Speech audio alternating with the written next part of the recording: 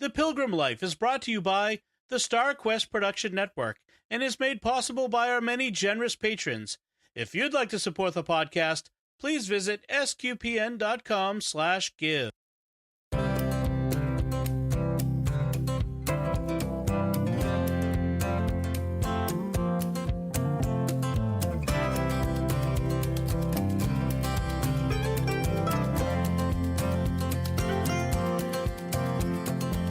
Welcome to Pilgrim Life Podcast, where we find the sacred in everyday life. We are your pilgrims on this journey. Yeah, too much coffee today. Journey, and my name is Deborah, the one who's had too much coffee. And with me, who's never had too much coffee, is Sandy. Hi, everyone. She's always actually had more, like 5 more cups of coffee, but she's more readily able to handle it than I am, apparently. Hey, for somebody like me, it's one of the major food groups. You know, on the Camino, coffee is one of the major food groups. Yeah, that and croissants. Oh. Right. Well, it's like a cheese, chorizo, bread, coffee, and wine. And that's pretty much what you eat for a month. Maybe occasionally You might have some paella and maybe some ice cream and some chocolate. But, you know, it's pretty mundane, I think, the food on the Camino. But that's just my opinion. I'm sure there are people. I think it's brilliant.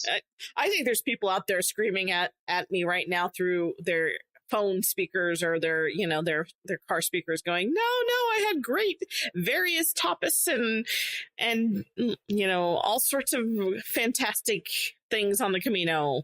I have to tell you, my favorite thing on the Camino was a tortilla española. This is this is in Spain. I love that stuff.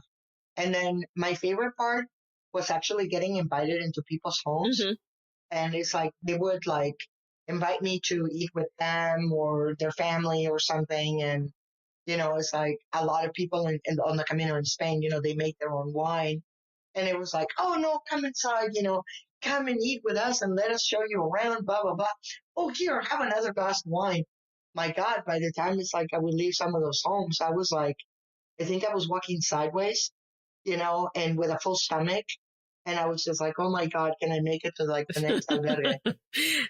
It was, seriously, it's like the food that people share with you, mm-hmm. regardless of where you are on a pilgrimage, is amazing. Absolutely amazing. I mean, the people that live along pilgrimage routes are so kind and sweet.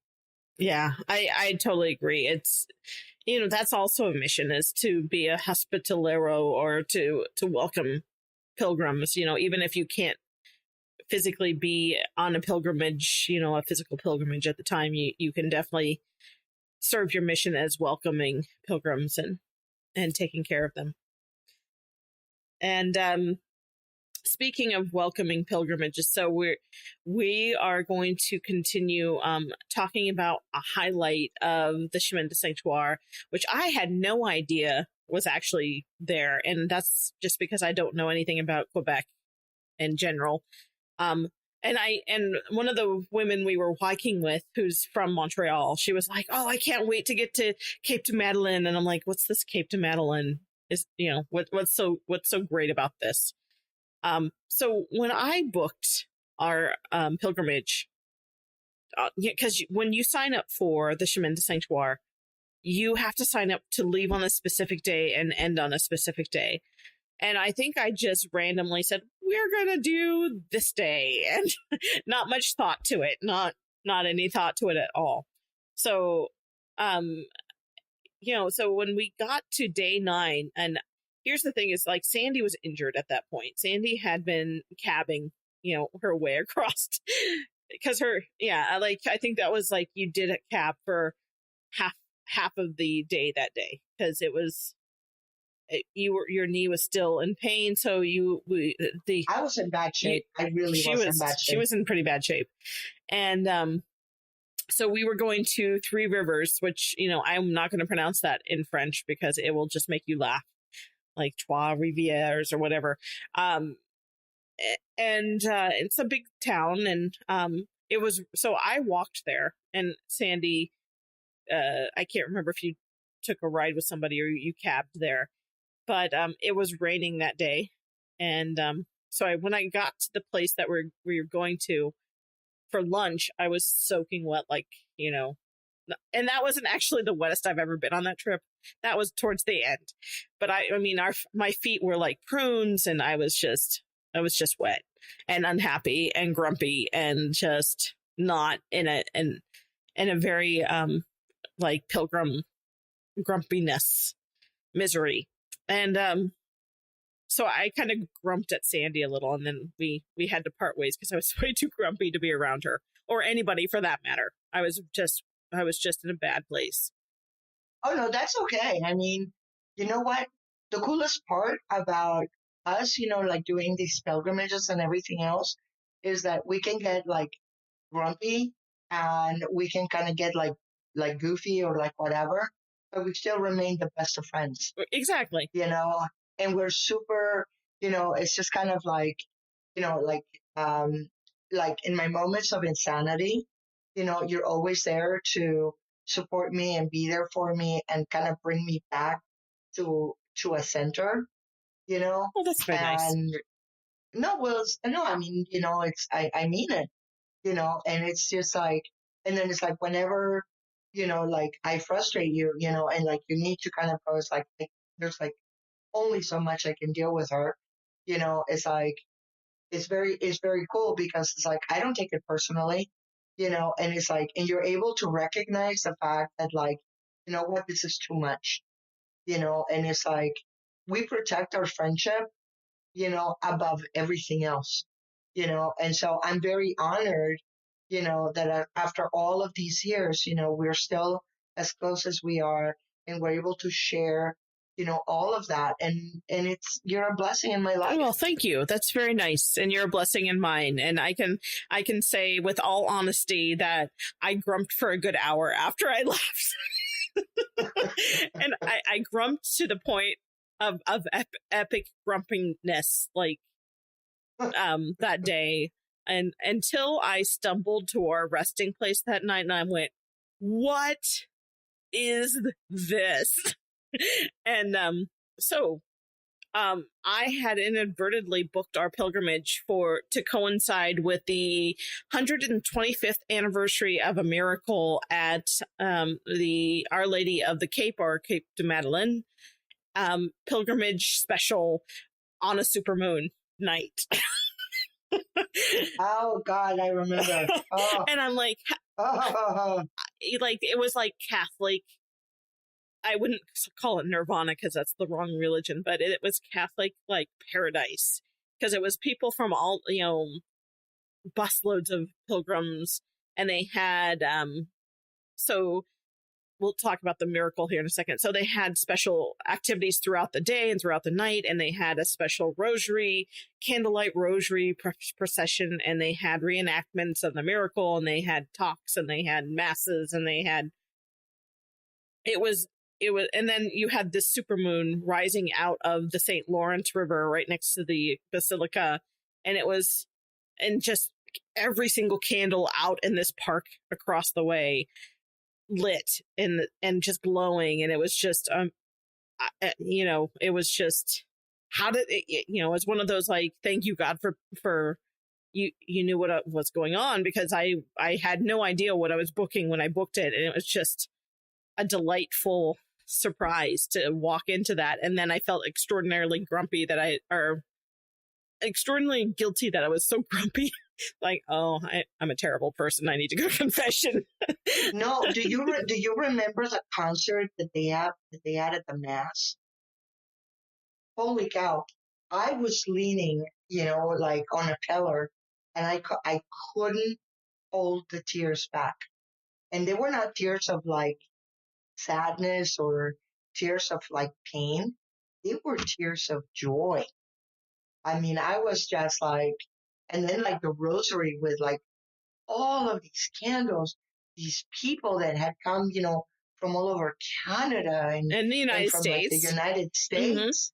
Mm-hmm. I mean, there were people that had come from, I remember meeting some people from like Vermont and Maine, and they had like come up in the bus, and it seriously was an extraordinary extraordinary day. Right. It was just, it was a pilgrimage within a pilgrimage, which it was amazing. So just a quick note about there's two miracles that are attributed to the site. One of them is when they were building, I believe, the church.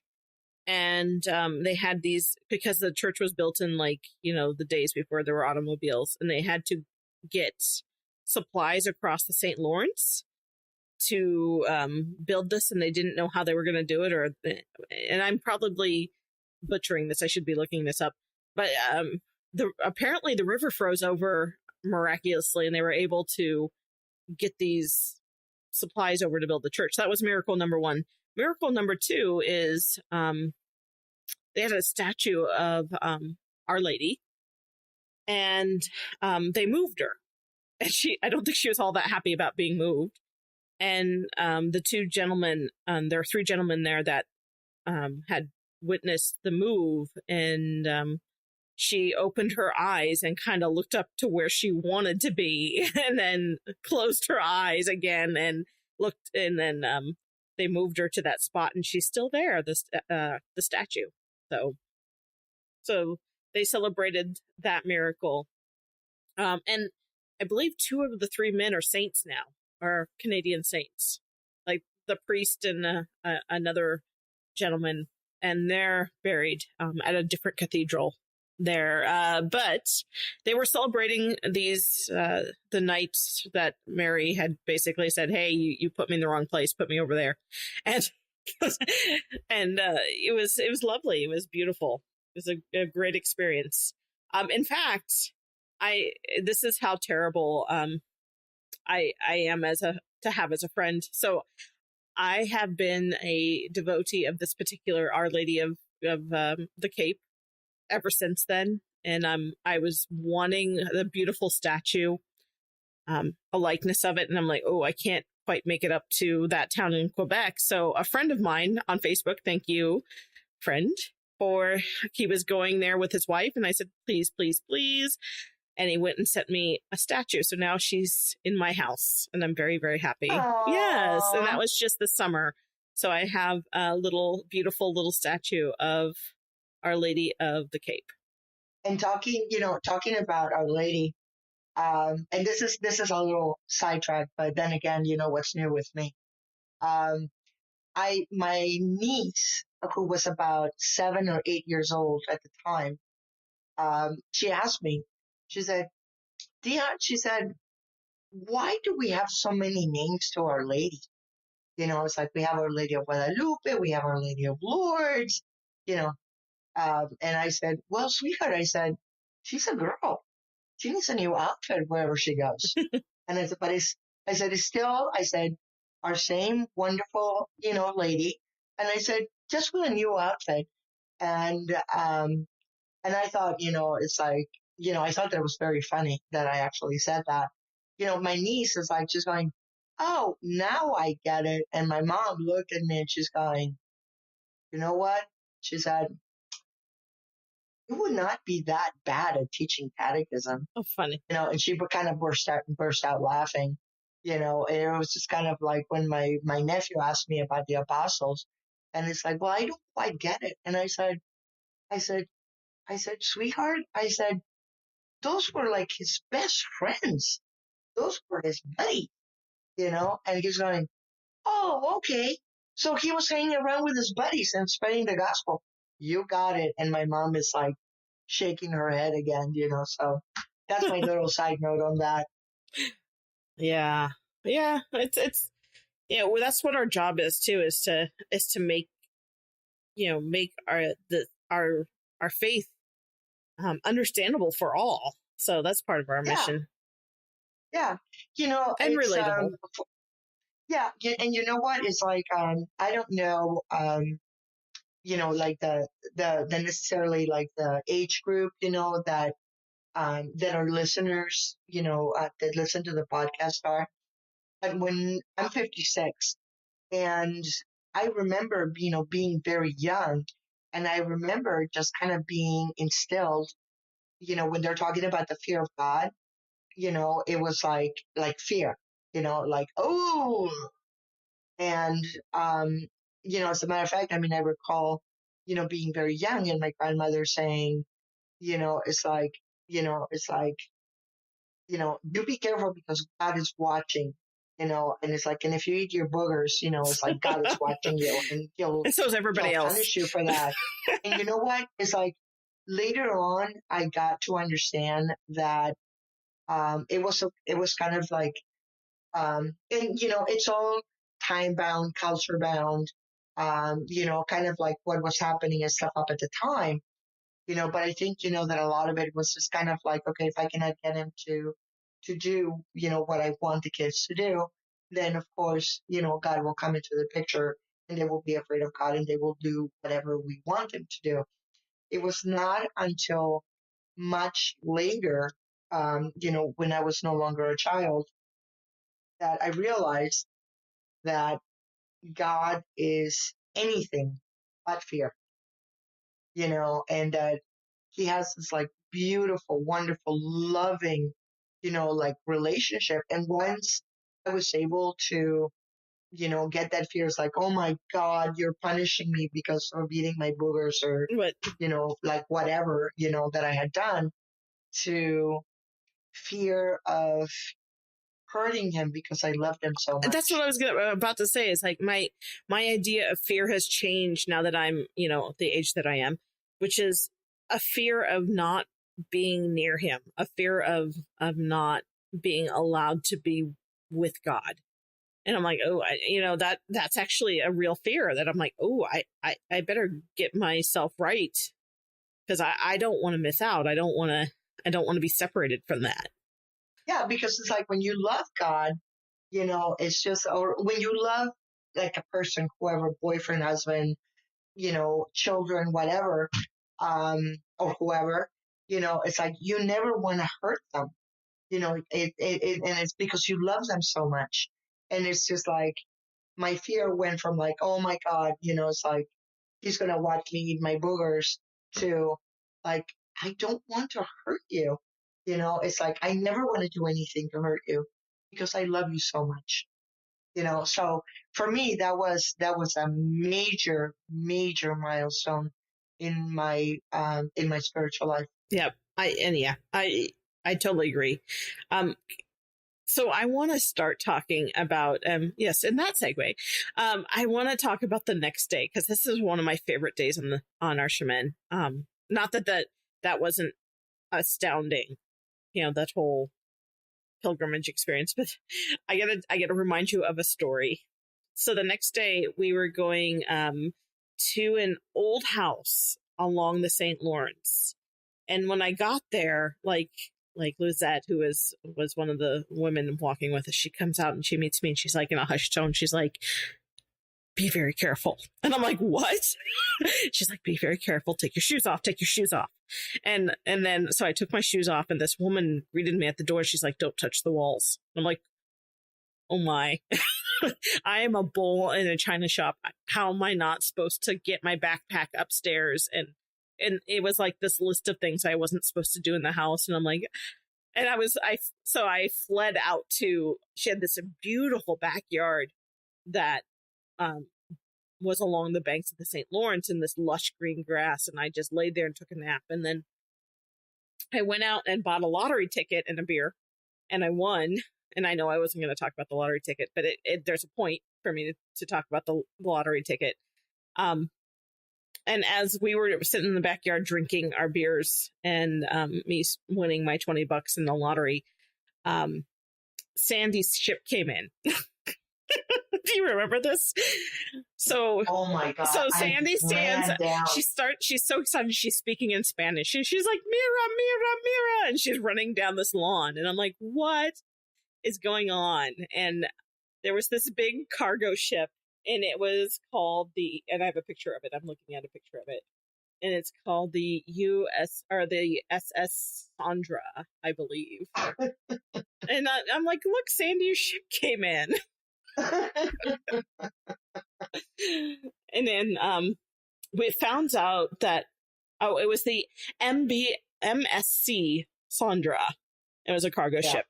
Anyway, so we found out the woman who was our hostess that night was the dietitian for the government of Quebec and a chef. And oh my God, she made us the most extraordinary meal. And that's when I realized that our patron saint for that day was St. Lawrence, who is the patron. He is the patron of cooks and of lottery winners and comedians. But yeah. And what's funny is that like her neighbors were wondering who was the crazy woman like running down, waving her arms, like an albatross. It's like my ship has come in. So actually, that's one of my favorite memories is you like us joking about that again. St. Lawrence, the patron saint of comedians, making jokes about. Well, the joke was certainly on me that day.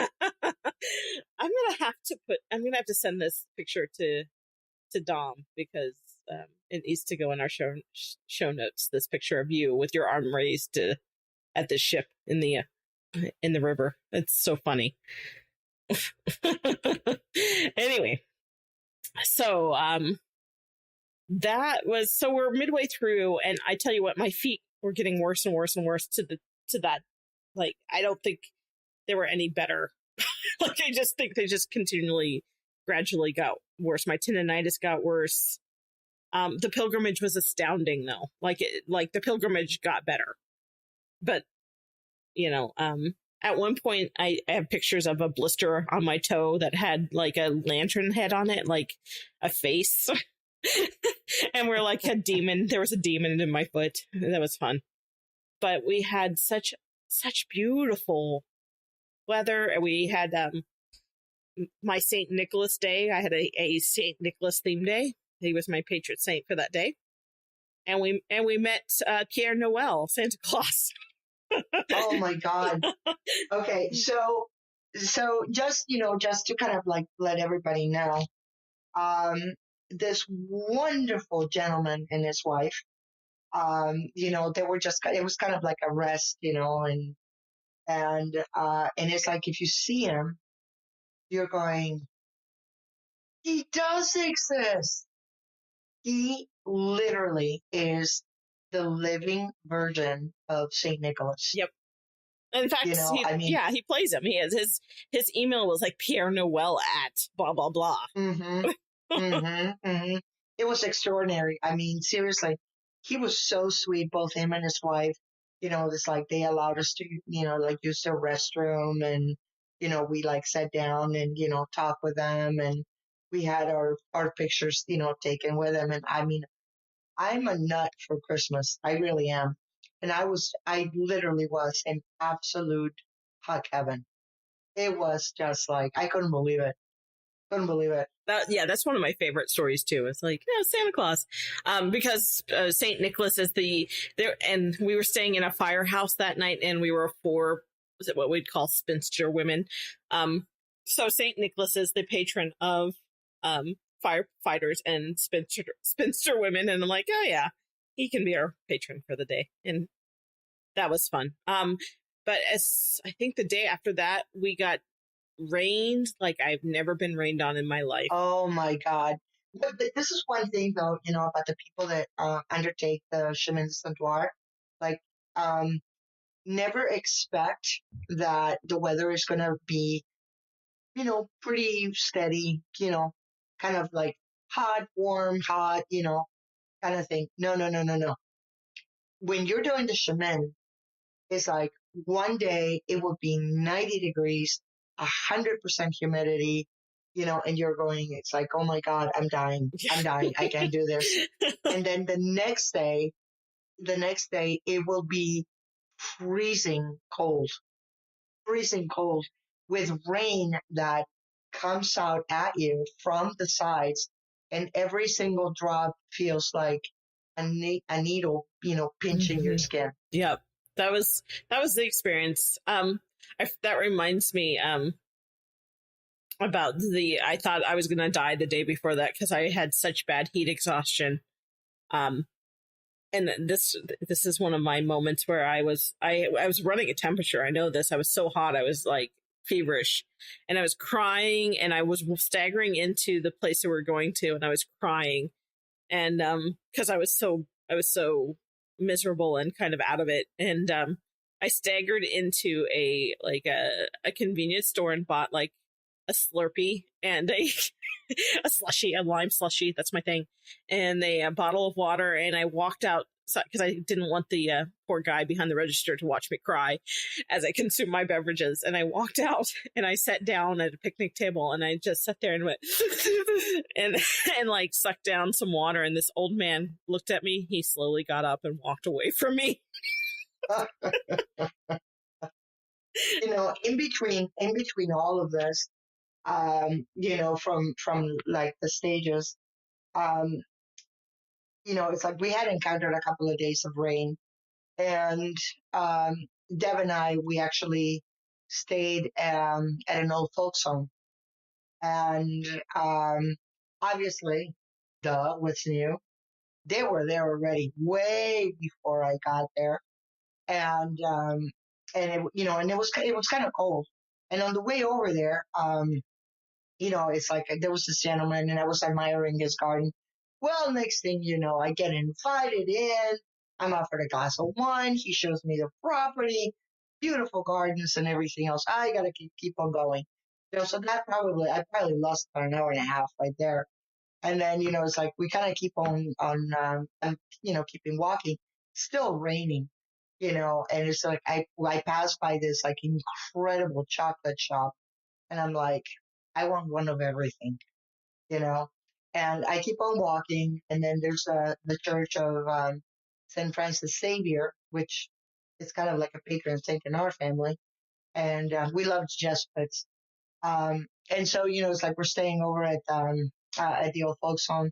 Again, Dev and everybody is all showered, their clothes are clean and everything.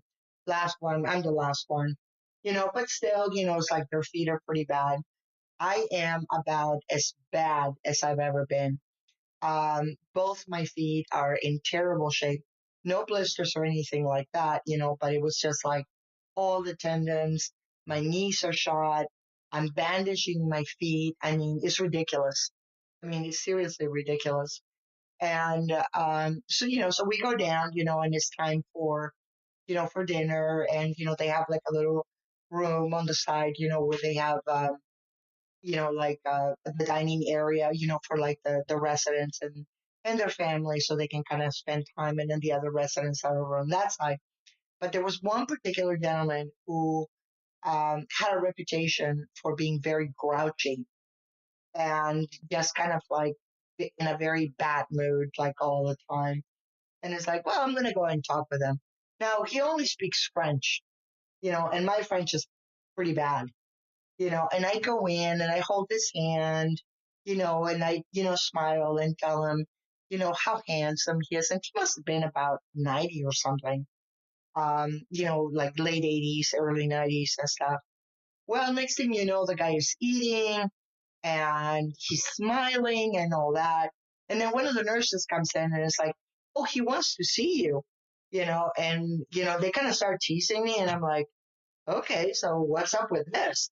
And the guy is like chasing me around, and you remember, and then it's like everybody's going, ooh, Sandy has Marie or something like that, teasing me about like a new husband. Marie is husband. Marie numero trois, number 3. Right. And, and I'm just kind of like, no. And the nurses are going, oh, it's like, he doesn't have any children. He's not married, blah, blah, blah. He's like really taken with you and all that. And I'm like, whoa, like, back off here, people, back off, but the thing is like, you know what? It was so like amazing, because it's like, I give him a hug, I give him a kiss, I held his hand, he smiled, and I'm going, you know what? If I made his meal sweeter tonight, we're good. We're good. I'm happy. I'm like totally brilliant, and I was just kind of thinking how like a little random act of kindness can really change somebody. I mean, he went from being a total grouch to just being a total sweetie. I mean, I still would not have married him or anything, but I mean, it was brilliant. And then the other time is that we were staying at this other old folks home, and it was a beautiful, beautiful apartment, that they had given stuff up to us. It was kind of like a suite, honestly. And they had these mugs, they had these cups, and it was kind of I guess it was like to reflect the mood that you were in.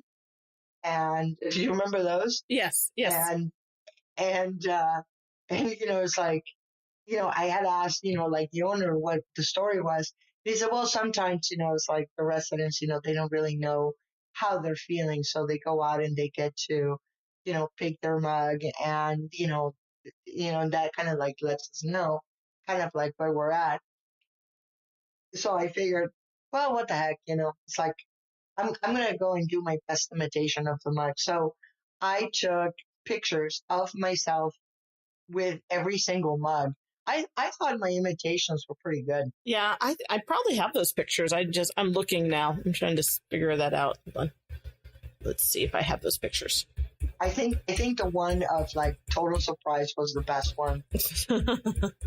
With like the eyes wide open and stuff, and and again it was hysterical. And then from there, we were kind of moving up to Three Rivers, which again, I'm not even going to volunteer on how to do it in French.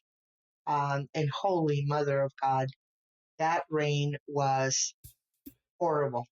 Well, actually, that was going into Quebec City. That rain was it? Oh, yeah.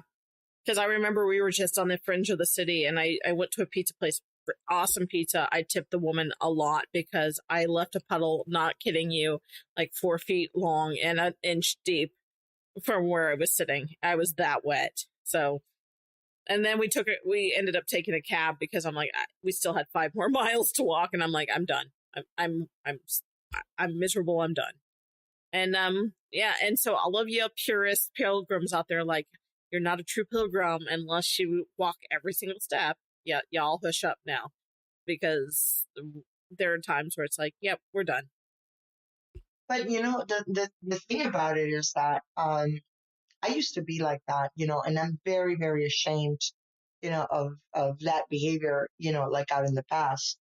As I have gotten older, and especially, with what happened to me on the Chemin, it was a very humbling experience, because it was just like, you know what, Sandy?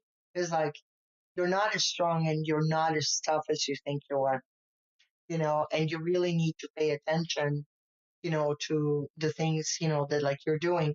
And the time, for example, when I had to take the cab, and I had to get help and assistance, it was very humbling, because it just kind of reminded me of the times that when I was younger, and I was critical of other pilgrims, which is something that can happen in our everyday life, that we can become very hypercritical, of others.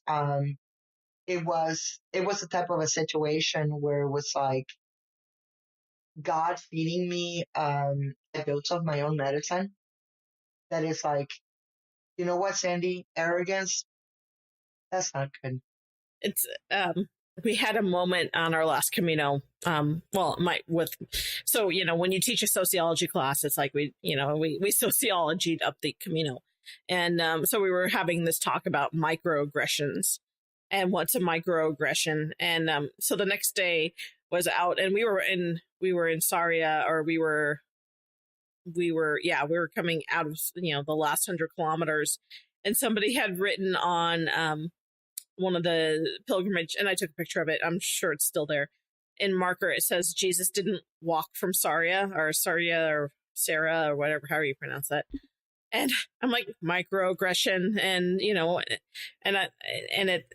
we talked about it at length with my class. It's like, are they getting the same thing?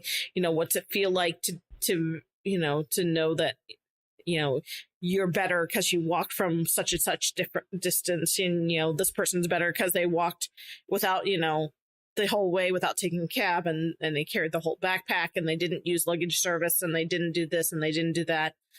And I'm like, does it make a difference? And, it was an eye-opening experience about how we put people into different categories based off of experience and based off of status. And it was a great sociology lesson. Anyway.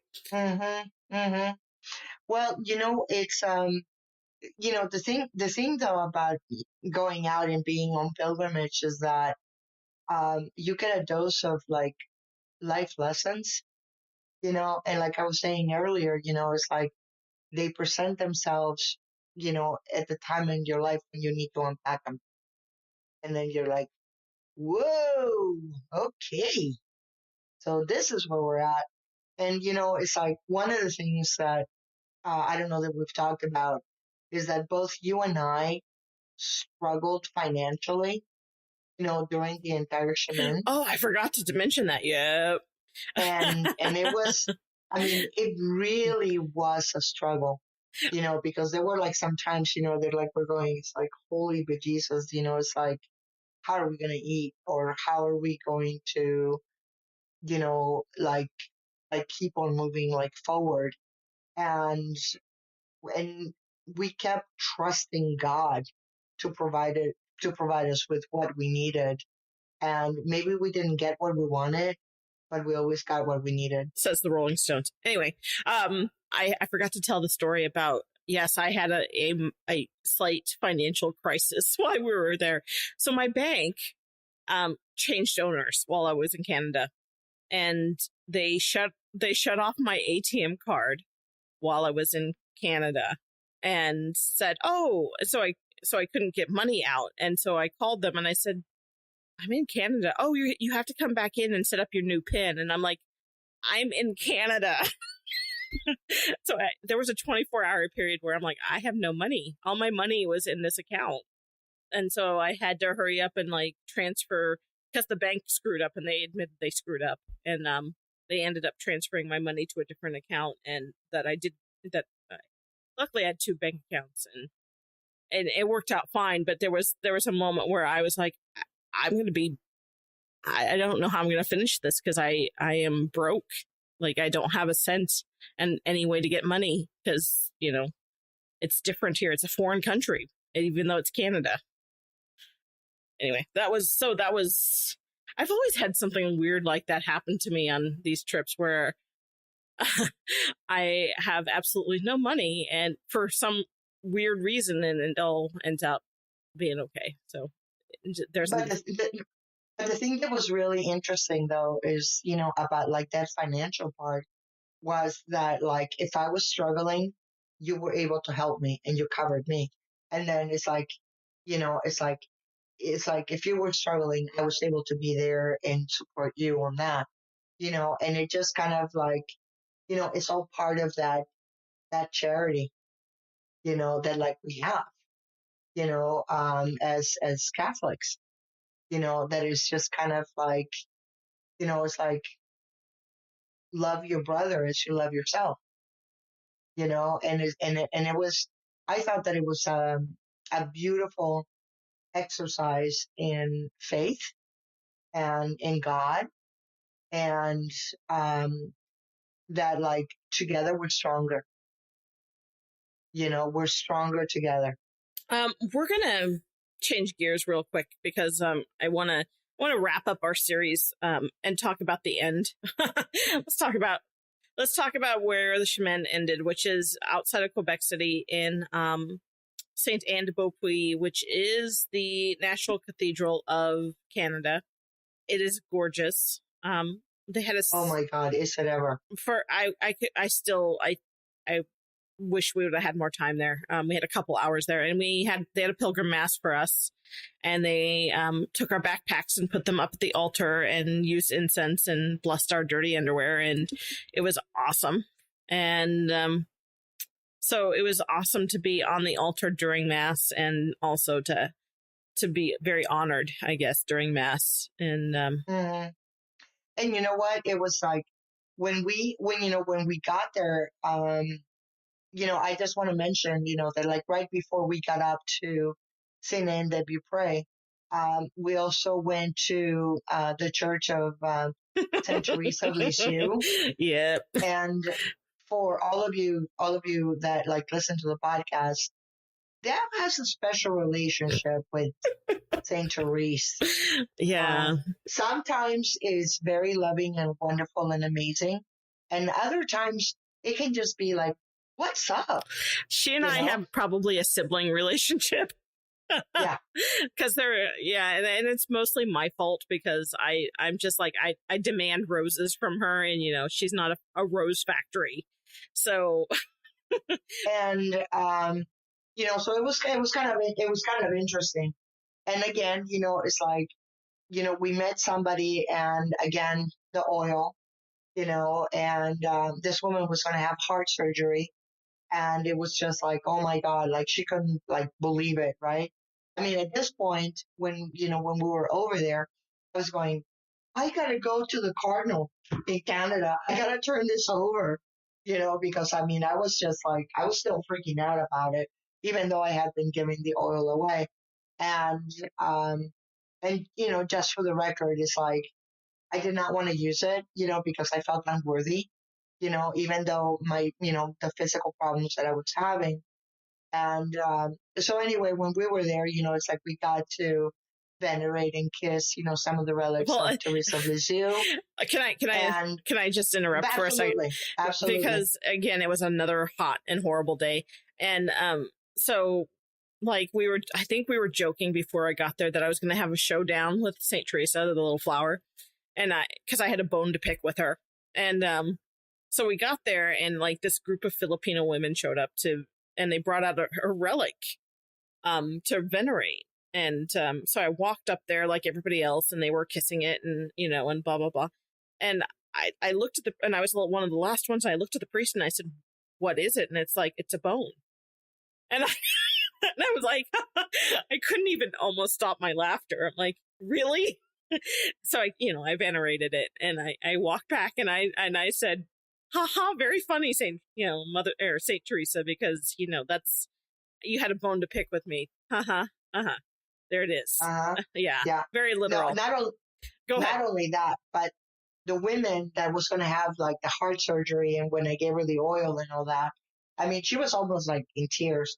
And then the priest was there, and they have these like beautiful flowers, like artificial roses. Yes, that like they were giving them to them. I'm not kidding you. Deb and I, like, we walked out with, I think, like 24 roses, from there. And, and it was just like, we got the blessing, we got the whole 9 yards. The priest was like blessing himself, with the oil of, St. Joseph, bottled by Brother Andre, and, like the woman and all that. And it was like, Holy Mother of God, it was like totally incredible. And when we were out in Quebec, we were staying at this monastery with like the sisters. Yeah, that's an entirely different story. But again, mm-hmm. And that monastery would have closed. Everywhere. That monastery closed. You realize that, right? Or not the monastery? No. The where the sisters were, the Sisters of Charity in Quebec City.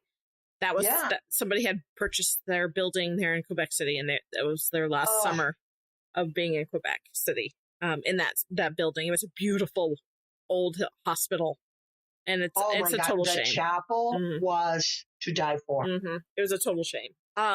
It's absolutely. I mean, absolutely. It was like incredible. And Quebec, it's just like, for those that have not been up there, that's where, for people that like circus and things like that, that's where Cirque du Soleil started.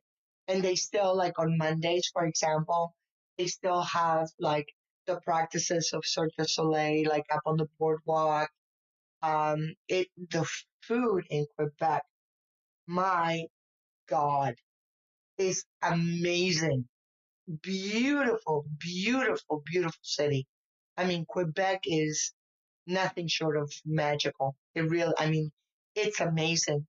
And then when we got to Saint-Anne-de-Beaupre, we were talking to the priest and all that, they brought up like the backpacks and, like the blessing, and all that. And the priest actually asked me where I was from, Deb and I, where we were from. And I said, well, I'm from Arizona. And he said, have you heard, he said, about the firefighters that died in Arizona? And I said, no, I haven't, because, we don't really have like that much access. It's like we're kind of, we're just like on pilgrimage. And, and that is, I used to live up in Prescott, Arizona, and that's where the 19 hotshots, that's where they died, with like the fires. And I did not find out, until much later, when I got to Quebec. Anyway, we're done reminiscing about our Quebec memories. They're still doing the Chemin de Sanctuaire. They are still doing all of these pilgrimages. There are 3 pilgrimage routes in that. There's the one that's out of Ottawa to Montreal to Quebec, and then there's one that starts on the coastal part of Newfoundland and walks to Quebec. And so they're still doing, and it should be open now if it's not already full. Because they and they have the Way of the Navigators as well. Right. Well, and that's the one that starts at the ocean and walks inland. So if you're interested in that, that's they open up registration like January, February, and then they only take like 4 or 5 people a day for about a 2-month period, and then it's done. So and for those people that are interested, their website is CHEMINDESSANQUARES.org.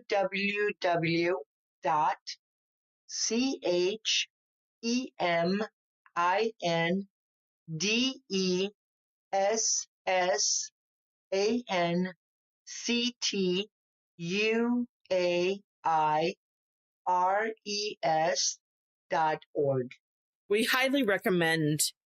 Well, first you need reservations for this. You cannot just show up there and expect to be part of it. It's actually because, unlike the Camino de Santiago, which, it's kind of a come and go, as long as you have the pilgrimage, credentials, you're fine. There's not the infrastructure, and there's not a way path that's clearly marked. So it's a little more, it has to be a little more organized and a little more regimented. Because otherwise you'll be wandering around the streets of Quebec City going, feed me. So they want to make sure you're safe and that you get to where you're supposed to get, and that you are staying in accommodations that don't cost you very much, because they want to keep it low cost for pilgrims. And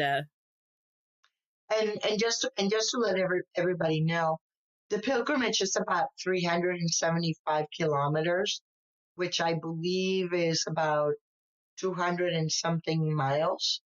There are 18 stages. There's approximately, like, the stages are, 15 to 18 miles, per day. And, it's like the people that go, they go in groups of 4.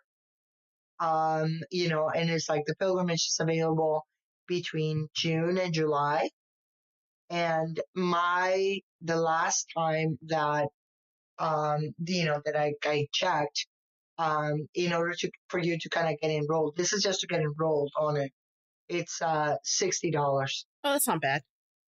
Yeah, so if you're interested in that, another pilgrimage that's coming up, and I want to do an episode on it. We might do one, like maybe the next one we do with Pilgrim Life, is here in the United States, Wichita, Kansas, June 1st is the Pilsen pilgrimage, which is the Father Capon walk. It's a 4-day pilgrimage from Wichita to Pilsen, Kansas.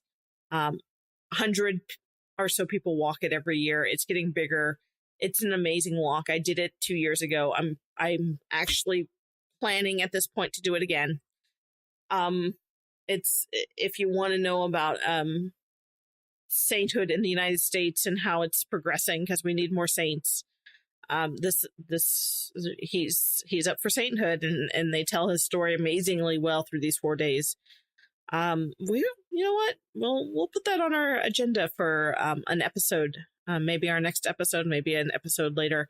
And I know it's springtime. And there's also Chimayo. Chimayo's coming up on Easter. Yep. Yeah, that's the one that is on Easter, and then there's another one.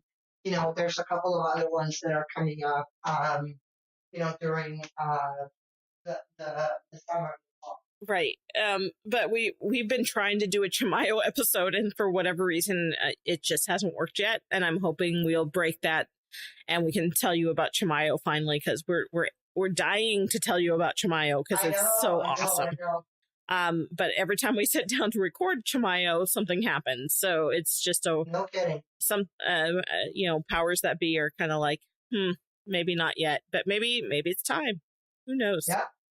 Anyway, we're going to tell you that we do have a place to email, and that's pilgrim@sqpn.com.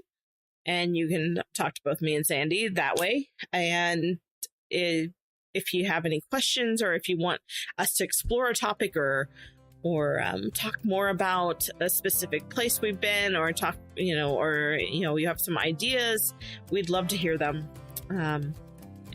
And I don't know what else to talk about at this point. So I guess that's right. And have a buen camino. Buen camino, everyone.